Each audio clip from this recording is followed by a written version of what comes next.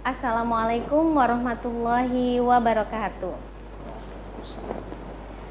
Alhamdulillah, alhamdulillahirabbil alamin. Assalatu wassalamu ala asyrofil anbiya'i wal mursalin wa ala alihi wa ashabihi ajmain, amma ba'du. Para pemirsa RCTV dimanapun Anda berada, jumpa lagi bersama kami dalam program Ramadan Menyapa. Program ini merupakan dakwah keislaman yang rutin setiap hari, spesial pada bulan Ramadan, yang disiarkan langsung dari studio RCTV dan pada pukul 16.00 sampai dengan pukul 17.00 waktu Indonesia Barat. Program ini terselenggara atas kerjasama Radar Cirebon Televisi dan juga Lembaga Penelitian dan Pengabdian kepada Masyarakat IAIN Syekh Nurjati Cirebon. Saya Wulandari akan memandu program ini selama 1 jam ke depan. Baiklah pemirsa RCTV yang budiman dan dirahmati Allah, hari ini kita akan membahas tema yang cukup menarik terkait tentang menyikapi perkara khilafiyah dalam Islam. Alhamdulillah hari ini saya sudah ditemani oleh narasumber yang cukup kompeten di bidangnya. Kita sudah kedatangan di studio 2 narasumber kita, dan keduanya merupakan cendekiawan dan juga akademisi dari IAIN Syekh Nurjati Cirebon. Ada Bapak Dr. Kiai Haji Wawan Arwani MA dan juga Bapak Dr. Haji Saifuddin MAG. Baik pemirsa, kita sapa dulu kedua narasumber kita pada hari ini. Pak Kiai Haji Wawan Arwani, bagaimana kabarnya Bapak hari ini? Alhamdulillah sehat. Alhamdulillah sehat. Puasanya juga lancar ya Pak ya? Alhamdulillah ya, sudah setengah main ini. Setengah iya sudah separuh perjalanan. Separuh perjalanan ya Bapak ya. Terus narasumber selanjutnya Bapak Dr. Haji Saifuddin MAG, gimana Pak kabarnya hari ini? Alhamdulillah baik. Puasanya lancar ya Pak? Lancar. Sehat, alhamdulillah. Alhamdulillah. Baik Bapak, hari ini kita akan membincang sebuah topik yang cukup menarik terkait tentang menyikapi perkara khilafiyah dalam Islam. Nah, pada segmen pertama ini kedua narasumber nanti akan memberikan pengantar Bapak. Jadi nanti buat Kiai Haji Wawan memberikan pengantar, selanjutnya oleh Bapak Haji Saifuddin. Baik, mungkin untuk pengantar pertama dipersilakan untuk Bapak Kiai Haji Wawan Arwani untuk memberikan pengantar terkait tema kita ini. Silakan Pak. Assalamualaikum warahmatullahi wabarakatuh. Waalaikumsalam. Bismillahirrahmanirrahim. Alhamdulillahirabbil alamin. Wa bihi nasta'inu ala umurid dunya waddin. Wassalatu wassalamu ala asyrafil anbiya'i wal mursalin wa ala alihi wa ashabihi wa man tabi'ahum bi ihsan ila yaumiddin, amma ba'du. Bu Wulandari yang saya hormati, Pak Dr. Saifuddin yang saya hormati, pada sore hari ini para pemirsa RCTV yang saya hormati, kita akan mencoba bersama-sama membahas hal-hal yang terkait dengan khilafiyah, perbedaan pendapat di dalam baik mengamalkan maupun memahami ajaran Islam.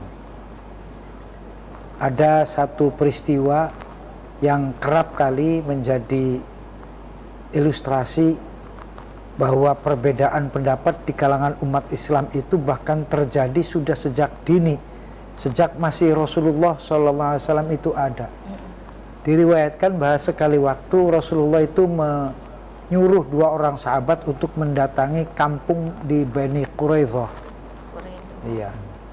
Kemudian sambil memerintahkan, Rasulullah juga berpesan kepada 2 orang sahabat ini agar tidak sholat asar kecuali ketika sudah sampai di tujuan di Bani Quraidah. Ternyata di tengah perjalanan keduanya kemudian berselisih pendapat karena khawatir, yang satu khawatir tidak terkejar sholat asar di Bani Quraidah seperti yang disampaikan oleh Nabi, maka sholat di jalan sebelum sampai ke tujuan yang diberitahu oleh Nabi, sholat asar. Sementara yang kedua itu kemudian sholatnya seperti anjuran Nabi, seperti perintah Nabi untuk sholat di Bani Quraidah. Ini kan berarti hanya 2 orang saja sudah berbeda, padahal perintah awal dari Nabinya sama. Singkat cerita, keduanya kemudian kembali dan bertemu dengan Nabi, kemudian menyampaikan apa yang mereka alami, bahwa ada dua perbedaan di antara mereka ketika melaksanakan sholat asar. Reaksi Nabi kemudian mendiamkan itu.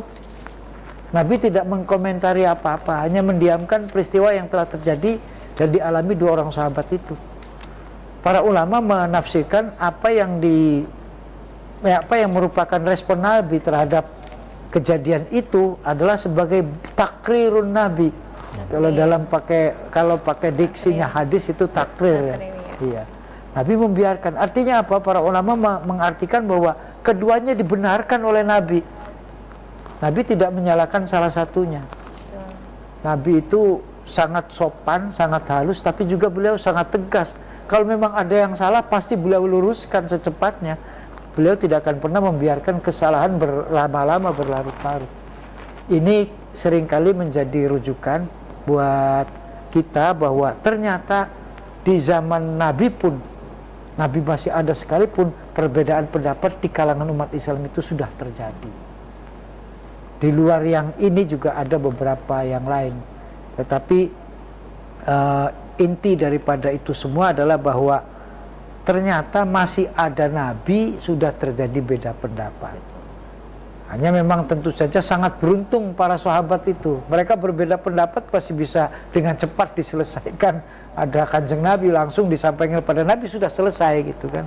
Tidak kemudian tidak berkelanjutan dan tidak berlarut apa-apa.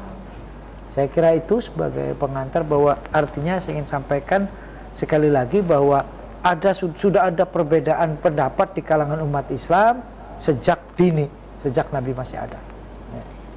Baik, terima kasih Pak Kiai. Artinya memang khilafiyah itu adalah sebuah perkara yang sebuah keniscayaan gitu ya. Keniscayaan yang memang sudah ada sejak dahulu, bukan hanya di zaman modern gitu ya, zaman saat sekarang ini. Baik, terima kasih Pak Kiai. Mungkin di narasumber kita yang kedua, Bapak Dr. Haji Saifuddin juga akan memberikan pengantar terkait tentang bagaimana menyikapi perkara-perkara khilafiyah mungkin dari perspektif yang berbeda, Pak. Silakan, Pak. Assalamualaikum warahmatullahi wabarakatuh. Waalaikumsalam warahmatullahi wabarakatuh. Alhamdulillah wassalatu wassalamu ala Rasulillah wala haula wala quwwata illa billah, ma ba'd. Yang kami hormati Pak Haji Dr. Arwani dan juga Pak Ulan ya. Dan pemirsa semuanya, saya kira tadi sudah Kiai Wawan memberikan ilustrasi yang sangat tepat bahwa khilafiyah itu terjadi di awal Rasulullah, pada masa Rasulullah. Saya mungkin sedikit ada bahwa terkadang persoalan definisi ya, ada istilahnya ikhtilaf, ada yang khilaf ya. Iya. Kalau yang lebih tepat mungkin ikhtilaf nih. Ya, ikhtilaf itu perbedaan yang tidak menjadikan permusuhan. Tapi kalau khilaf itu malah jadi perselisihan. Ya. Berlawanan. Nah, ini tentu dari sisi tadi hadis Nabi tentang peristiwa seperti itu. Yang kedua, saya kira juga dari awalnya juga ada dikonfirmasi dari hadis Rasulullah bahwa kita itu akan terbagi menjadi 73 golongan. Ya. 73 golongan. Iya, Bani Israel itu 72, kita 73 golongan. Dan bisa dibayangkan kan, kalau 73 golongan itu tentu akan timbul ikhtilaf yang bermacam-macam. Ya, tentunya memang dan di situ di hadis itu siapa nanti yang kita ikuti atau yang selamat, Ya kata Rasulullah, ma ana alaihi wa ashabi. Jadi nanti kalau ada terjadi ikhtilaf, terjadi perbedaan pendapat, ya kembali kepada pada Rasulullah dan para sahabatnya. Ya kemudian kalau didefinisikan sekarang ya mungkin bisa kan ahlus sunnah wal jamaah gitu ya, yang merupakan sawadul azam ya, kelompok yang besar yang di dalam konteks peribadatannya tawasud ya, kemudian berpendapat pada 4 mazhab yang terkenal ya, yaitu yang masyhur, Imam Malik, Imam Hanafi, Imam Hambal, Imam Syafi'i. Itu tentu menjadi dasar bahwa nanti di dunia modern akan lebih banyak lagi ikhtilaf yang pada dasarnya yang diikhtilafkan adalah hal-hal yang furu'iyah, bukan yang usul ya. Hal-hal yang cabang-cabang ini yang kemudian pertentangkan. Tapi kalau ikhtilaf yang dalam koridor adalah tidak saling menyerang harusnya, tapi harus saling menghormati semacam itu. Saya kira itu tambahnya untuk Baik, terima kasih kepada dua narasumber kita yang sudah memberikan pengantar yang cukup komprehensif, saya pikir dari dua perspektif yang berbeda. Saya juga mau mengingatkan kepada pemirsa RCTV yang ada di rumah, Anda bisa ikut berpartisipasi dalam program ini dengan mengirimkan pertanyaan atau memberikan pertanyaan atau hanya untuk berbagi pengalaman kepada kami melalui line telepon di 0231 482138 atau melalui nomor WA yang tertera di layar televisi pemirsa semuanya. Pemirsa jangan kemana-mana karena kajian ini kita akan lanjutkan setelah jeda pariwara berikut ini.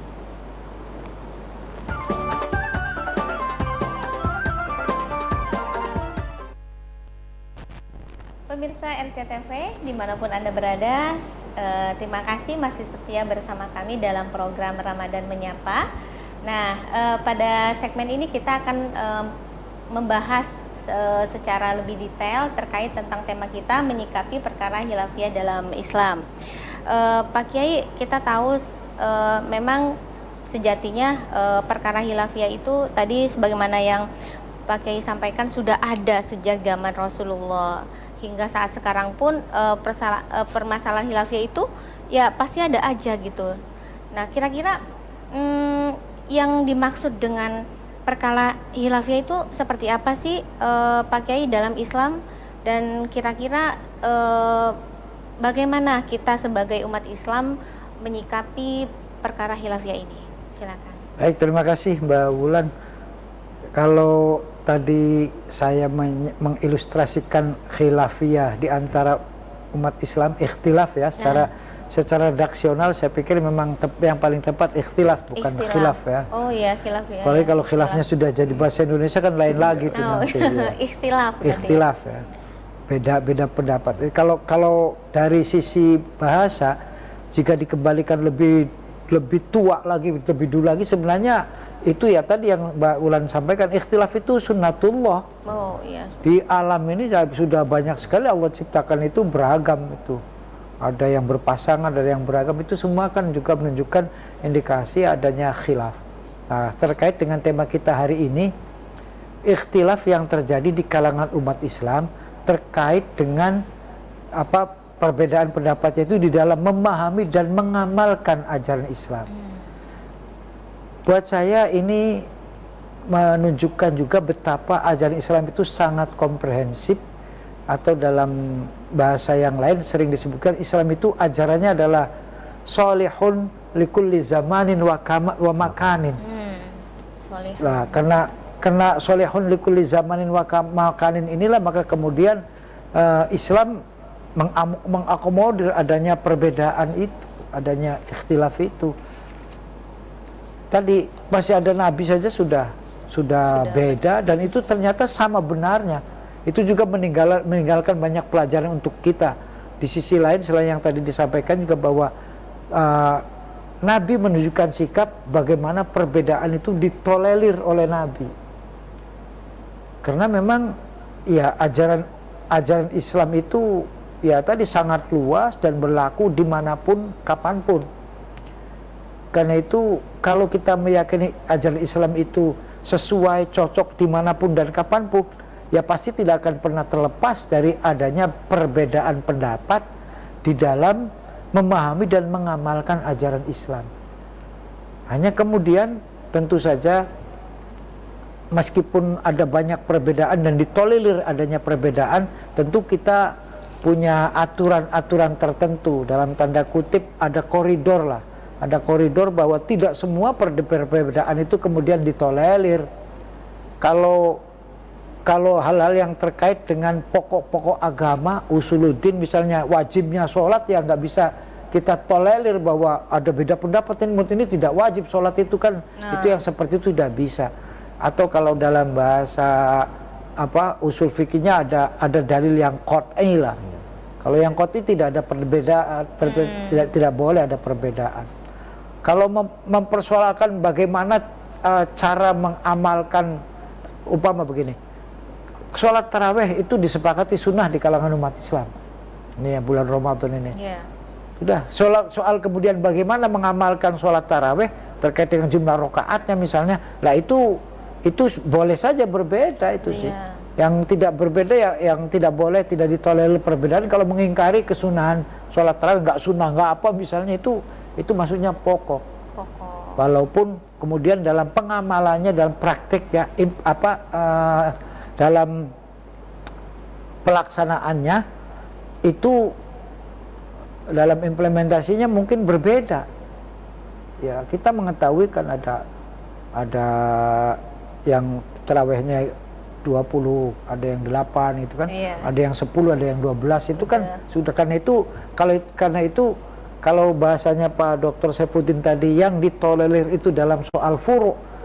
Ya, furu' itu buat saya berarti teknis, bukan, kalau sudah teknis ya silakan berubah, berbeda. Bahkan silakan berbeda, namanya teknis, tapi substansinya yang tidak dipertentangkan. Kalau yang substansif itu yang usul itu. Iya, betul. Iya. Kalau yang furu' ya bukan usul, ya itu sudah teknis. Kalau teknis ya tidak masalah. Dan sekali lagi itu justru malah menunjukkan betapa Islam itu khazanahnya sangat luar biasa, khazanah Islam sangat luar biasa, dan betapa Islam itu sekali lagi ya sholihun likulli zamanin wa makanin. Saya kira itu Mbak Wulan. Baik Pak Kiai, menarik sekali ya apa yang disampaikan oleh Pak Kiai tadi terkait tentang agama Islam itu adalah sholihun fi kulli zamanin, likulli zamanin wa makanin. Artinya memang secara komprehensif, karena memang ajaran agama Islam itu luas ya, sehingga memang tadi Rasulullah pun mentolerir adanya perbedaan. Nah, begini untuk Pak Haji Saifuddin, kira-kira misalnya kan di masyarakat kita ini terkadang tidak bisa membedakan gitu Pak, mana perkara yang tadi Bapak sampaikan usuliyah dan furu'iyah gitu ya. Terkadang mencampur adukan, oh ini sesuatu yang furu'iyah dianggap sebagai yang usuliyah. Nah, sehingga yang ada di masyarakat adalah perpecahan dan menganggap mereka adalah kelompok yang paling benar. Itu bagaimana Pak Dokter dalam menanggapi permasalahan seperti ini yang ada di kehidupan masyarakat kita? Saya kira itu memang ikhtilaf di umat kita kan seperti hadis Nabi juga ya, ikhtilaf umati rahmatun. Memang sudah ada bahwa ikhtilaf dalam umat itu sudah rahmah itu. Karena ada berbagai macam alternatif yang bisa dimunculkan kan. Dan kemudian kalau ada ikhtilaf itu kemudian bagian dari, kalau dalam konteks yang lain memang ikhtilaf itu adalah ujian bagi kita semua. Tapi dari situlah kemudian berkembang pemikiran-pemikiran yang kalau kita lihat dalam mazhab yang 4 saja kan nanti ada ashab-ashabnya, dan itu kan sangat berkaitan dengan pokoknya adalah bahwa prinsipnya adalah bahwa Al-Quran karena sifatnya mujmal, akhirnya kan bisa interpretasinya, interpretasinya itu bisa bermacam-macam. Tapi kemudian ada koridornya. Ulama juga tidak hanya kemudian bebas secara itu.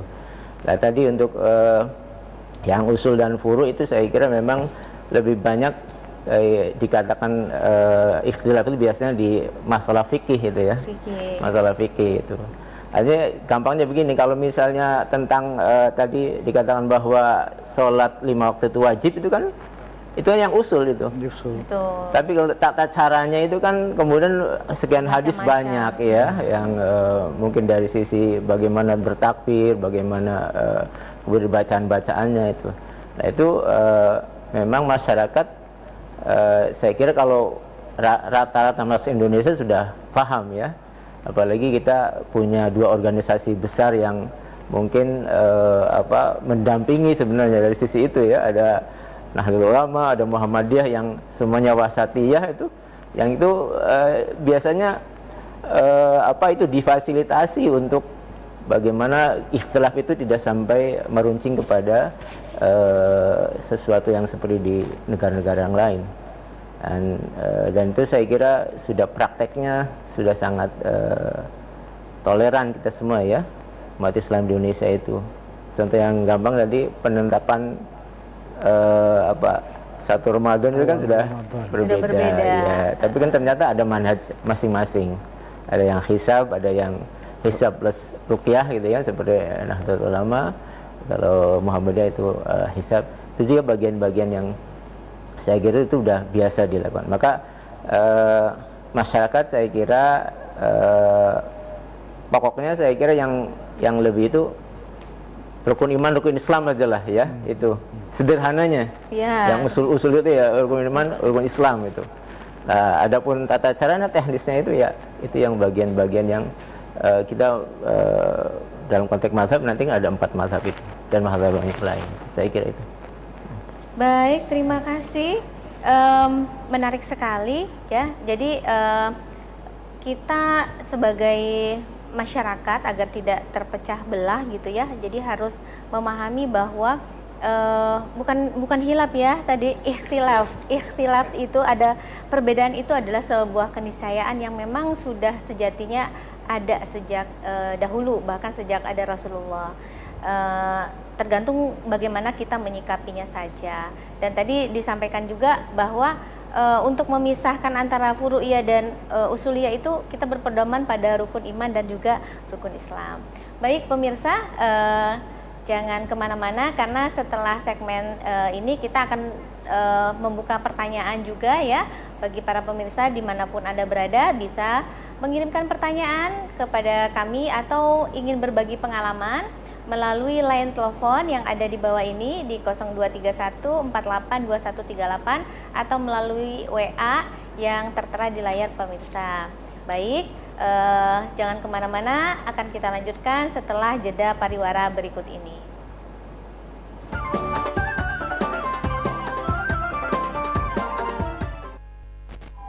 Pemirsa RCTV yang budiman dan dirahmati Allah, terima kasih masih setia bersama kami dalam program Ramadan Menyapa. Tadi kita sudah membincang secara mendetail atau komprehensif terkait tentang tema yang menarik ya, terkait bagaimana menyikapi masalah atau perkara khilafiyah dalam Islam. Nah, sekarang akan kita lanjutkan. Pak Kiai, tadi kan kita sudah sepakat bahwa perkara-perkara khilafiyah itu memang sesuatu keniscayaan yang ya sudah gitu ya, pasti ada perbedaan ikhtilaf itu. Nah sekarang kira-kira nih kita sebagai masyarakat, baik itu masyarakat yang dibekali dengan ilmu agama yang cukup mumpuni ataupun yang masih kurang gitu ya pengetahuannya, bagaimana nih kira-kira mempersatukan gitu ya. Kadang tuh kita beda pemahaman, beda kajian, beda guru gitu ya. Kadang berbeda juga nih. Dan tetap kekeh, bahasanya kekeh gitu ya, tetap bersiteguh dengan pendiriannya. Nah, kira-kira bagaimana Pak Kiai dan juga Pak Pak Dr. Haji Saifuddin, kita menyikapi hal-hal yang tadi furu'iyah yang terjadi di masyarakat. Baik, silakan Pak. Baik. Saya kira harus kita kembalikan dulu kepada persoalan pokok bahwa Islam itu agama yang mengajarkan persaudaraan. Ada banyak nilai-nilai universal dalam Islam itu. Ada persaudaraan, ada kesetaraan atau musawah, ada adalah keadilan, kemudian ada tasamuh, toleransi dan lain-lain. Ketika kemudian kita menyadari itu bahwa sedemikian rupa Islam mempersiapkan semuanya, maka perbedaan itu sesuatu yang sesungguhnya biasa-biasa saja. Walaupun ada ungkapan begini, yang repot itu kalau beda pendapatan, kalau beda pendapat, tapi nyatanya tidak juga beda pendapatan. Kita ini beda pendapat saja sudah runyamnya luar biasa. Karena itu kemudian Islam yang mengajarkan banyak hal, termasuk yang paling pokok semua adalah salah satunya adalah terkait dengan adab, akhlak. Itu maka kemudian Islam, para ulama dalam hal ini kemudian juga memiliki pandangan, memiliki pedoman bagaimana akhlak kita ketika terjadi beda pendapat. Yang pertama, mesti tetap kita ini mendasarkan penilaian atau pandangan terhadap apapun dan kepada siapapun dari sisi husnudzon. Ya, perspektifnya husnudzon. Ketika ini sudah menjadi patokan pokok, maka kemudian kita tidak akan lagi berpikir bagaimana caranya menjatuhkan pendapat orang, umpamanya ketika beda pendapat itu. Bagaimana sehingga pendapat kita yang benar saja, tidak ada pendapat di luar kita yang benar, umpamanya. Nah, kemudian selanjutnya kita juga mestinya memiliki pegangan bahwa ketika terjadi beda pendapat itu, saya mensitir apa yang disampaikan oleh Imam Syafi'i rahimahullah, yang menyebut bahwa Imam Syafi'i itu dalam pendapatnya beliau menyebut begini, pendapat saya itu benar, pendapat orang lain salah, tapi pendapat saya yang benar ini kemungkinan ada salahnya juga, sementara pendapat orang lain yang salah itu mungkin ada benarnya. Jadi dari situ kita bisa mengambil pelajaran bahwa di antara etika beda pendapat itu, selain kita mendasarkan pikiran kita positive thinking, kemudian yang kedua ya tidak menyalah-nyalahkan, tidak memastikan bahwa kita saja yang benar dan yang lain itu salah. Bahwa di antara kesalahan itu mungkin ada kebenaran, di antara kebenaran itu mungkin juga ada kesalahan. Itu pendapat yang saya kira moderat sekali, mentolerir adanya perbedaan. Kemudian juga mesti punya pandangan yang menghormati pendapat dan pandangan orang lain, tidak benar sendiri. Saya ulang dalam bahasa saya yang lebih luas barangkali. Buat saya beda pendapat di dalam memahami dan mengamalkan Islam itu biasa. Yang tidak biasa itu kalau kemudian karena memahami dan mengamalkan Islam berbeda itu kemudian mengkafirkan. Nah, ini kalau sudah mengkafirkan sudah luar biasa, sudah bukan sesuatu yang bisa ditolerir lagi. Ya, tadi Mbak Wulan menyebut bahwa yang terjadi sesungguhnya beda pendapat itu di hal-hal yang bersifat teknis. Yang furu'iyah itu yang teknis, kok sampai mengkafir-kafirkan, ini sudah melewati batas. Ini juga terkait dengan bagaimana etika Islam di dalam memahami beda pendapat yang terjadi. Saya kira itu beberapa koridornya. Baik. Makasih Pak Kiai. Barangkali ada perspektif yang berbeda yang mau disampaikan oleh Bapak Dr. Haji Saifuddin. Silakan Pak. Saya kira nambahin saja ini bahwa memang konteksnya berbeda pendapat itu kan dalam konteks pengamalan agamanya itu terkadang tidak berkerangka wasatiyah, tidak berkerangka moderat, gitu. Atau istilah lainnya hulu, terlalu berlebihan. Dan itu kan tidak boleh, Rasulullah tidak boleh beragama itu berlebihan itu. Nah, ini yang kemudian di akar rumput kalau sudah memang pendapatnya ini ya saya yang paling benar itu. Untungnya kita ini masih masyarakat kita masyarakat paternalistik yang artinya tidak kemudian menjadi sebuah kelompok-kelompok yang nanti sampai berbunuh-bunuhan kan. Kalau di negara yang lain malah gara-gara ikhtilaf ini kan mungkin bisa berbunuh-bunuhan semacam itu. Nah untuk itu tadi praktek peragaman tidak boleh berlebihan, harus wasatiyah, harus moderat, sehingga kemudian memberi ruang kepada yang lain punya pendapat, punya amalan, dan tidak mencela itu yang saya kira harus ditanamkan kepada masyarakat, bahwa jika kemudian meyakini ada dasarnya, boleh yakin dan kemudian menghormati yang lain. Dan kita husnudzon juga tadi saya kira Pak Kiai juga mengatakan bahwa husnudzon itu bahwa mereka juga ada dasar ya. Kemudian selanjutnya saya kira ikhtilaf ini juga mendorong kita untuk mencari ya sumber-sumber ikhtilaf itu yang sekarang saya kira lebih mudah sekarang. Ya, artinya resources keagamaan kan sekarang lebih mudah, hanya tadi harus dipahami. Kalau saya sih sering memberi saran kalau misalnya kaum Nahdiyin ya berartilah condong pada apa-apa fatwa-fatwa yang ada pada yang dikeluarkan oleh PBNU lah. Kalau Muhammadiyah mungkin ke majelis tarjih lah, supaya kan itu artinya kalau sebagai orang awam mungkin tidak bisa mengkaji sendiri, tapi sudah ada itu. Nah itu saya kira akan lebih gampang dalam beribadah karena kita sudah merujuk pada hasil kajian-kajian yang sudah baik gitu, semacam itu. Baik, terima kasih Pak Dr. Haji Saifuddin dan juga Pak Kiai yang sudah memberikan jawaban yang sangat komprehensif sehingga kita dapat pemahaman yang luar biasa terkait tentang khilafiyah ini. Nah, para pemirsa, nanti jangan kemana-mana, tetap bersama kami di RCTV karena setelah ini kita akan membahas sekaligus closing statement ya terkait tentang tema perkara khilafiyah dalam Islam. Jangan kemana-mana, kami akan kembali setelah jeda berikut ini.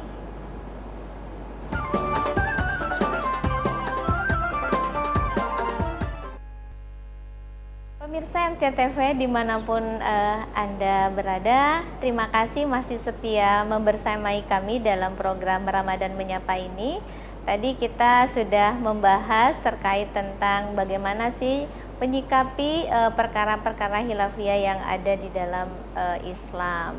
Nah, Pak Kiai, tadi kan sudah disampaikan terkait bagaimana tips atau kiat-kiat gitu ya, misalnya tadi husnuzon, positive thinking, terus jangan cepat menyalahkan orang lain. Imam besar, Imam Syafi'i aja, imam besar umat Islam saja merasa fatwa-fatwa yang dikeluarkan itu pasti ada kesalahan gitu ya. Bagaimana kita yang masyarakat awam ini? Nah, kira-kira Pak Kiai, ketika misalnya kita dihadapkan dengan persoalan-persoalan khilafiyah ini atau ikhtilaf di masyarakat, bagaimana maintain diri gitu, maintain atau upaya kiat diri sendiri agar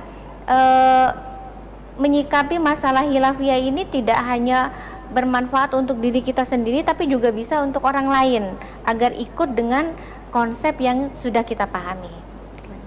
Baik, saya pikir ada beberapa hal yang bisa dilakukan ketika kita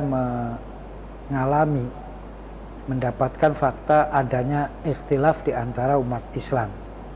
Yang pertama ya harus sebenarnya juga prinsip buat kita harus yakin dengan apa yang selama ini kita miliki. Tetapi keyakinan kita terhadap apa yang kita yakini, apa yang kita miliki ini tidak menyisakan ruang tetap harus menyisakan ruang untuk orang lain. Tidak, sehingga kemudian tidak berakibat hanya pendapat kita, hanya amaliah kita saja yang pasti benarnya, sementara yang lain salah. Karena itu buat saya kalau ada ungkapan tadi ikhtilafu ummati rahmatun, itu apa ya, saya memahaminya mungkin begini, itu kalimah itu kalau dalam gramatika bahasa Arab itu jumlahnya namanya jumlah khobariyah, tapi maknanya insya'iyah. Jadi memang secara harfiah itu diterjemahkan beda pendapat, ikhtilaf di kalangan umatku itu rahmah. Dalam prakteknya kan susah sekali, yang namanya ikhtilaf itu ya permusuhan. Padahal sisi yang lain juga kita harus menyadari bahwa yang namanya beda pendapat, ikhtilaf itu bukan iftiraq, bukan perpisahan, bukan perpecahan, bukan permusuhan, apalagi adawa, bukan. Tapi memang perbedaan. Nah, maka tadi karena itu walaupun secara harfiah itu bermakna, berarti perbedaan pendapat di kalangan umatku adalah rahmat, buat saya ini justru nilai yang harus kita raih ya. Ini mestinya menjadi semangat kita, menjadi cita-cita kita, idealisme kita, bahwa bagaimana kemudian kira-kira kita ini mampu membuktikan sebagai umat yang saling berkasih sayang, umat yang senantiasa mengedepankan ukhuwah, di mana kemudian ketika terjadi perbedaan pendapat itu malah menjadi alasan untuk kita saling bersaudara, saling menyayangi, bukan saling memusuhi, saling menghancurkan. Saya pikir yang tadi disampaikan oleh Pak Dr. Saif itu juga cukup mendasar, bahwa sebagai bangsa Indonesia yang Islam, kita bersyukur sekali, harus bersyukur sekali bahwa Indonesia yang majmuk ini ternyata luar biasa. Saya pikir dunia Timur Tengah lah itu mesti belajar ke Indonesia, bagaimana Indonesia, negara Indonesia ini sudah mampu, umat Islam Indonesia ini mampu memanage perbedaan pendapat yang terjadi.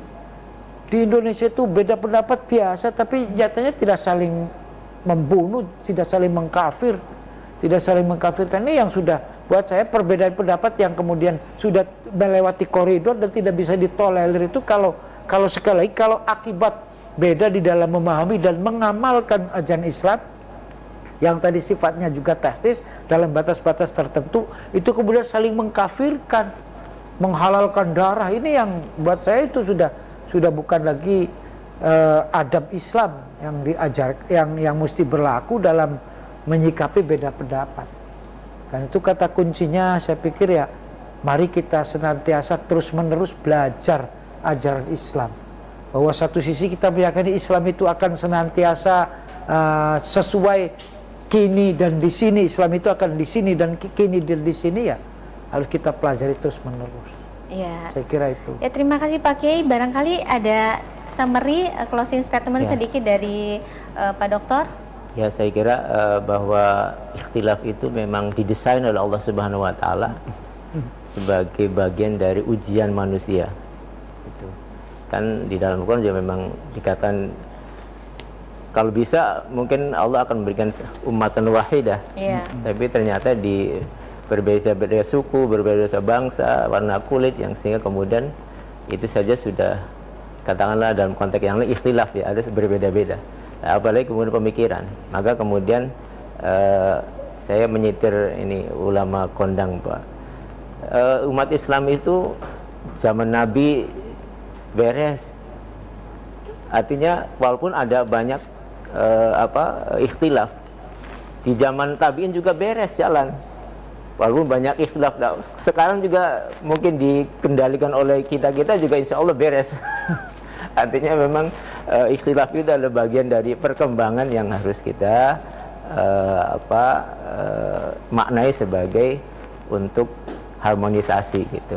Saya kira itu. Baik, terima kasih kedua narasumber yang sudah sangat apik menyampaikan tema kita pada hari ini. Tanpa terasa waktu sudah 1 jam berlalu dan kita harus mengakhiri program Ramadan Menyapa ini. saya ucapkan terima kasih sekali lagi kepada narasumber Bapak Kiai Haji Wawan Arwani Amin, MA, dan juga Bapak Dr. Haji Saifuddin MAG yang sudah meluangkan waktunya, sudah hadir di program Ramadan Menyapa ini dan sudah berbagi pengalaman, pengetahuan, dan juga ilmu wawasan kepada kita semua. Dan juga saya ucapkan terima kasih kepada para pemirsa yang sudah setia membersamai kami dalam program Ramadan Menyapa ini. Insya Allah besok kita akan bertemu kembali dalam program Ramadan Menyapa dengan narasumber dan tema-tema yang tentunya sangat bervariasi. Baik, saya Wulandari izin pamit undur diri. Semoga kita senantiasa diberikan semangat dan menjadi pribadi yang lebih baik khususnya dalam bulan Ramadan ini. Akhirul kalam, wabillahi taufiq wal hidayah. Wassalamualaikum warahmatullahi wabarakatuh.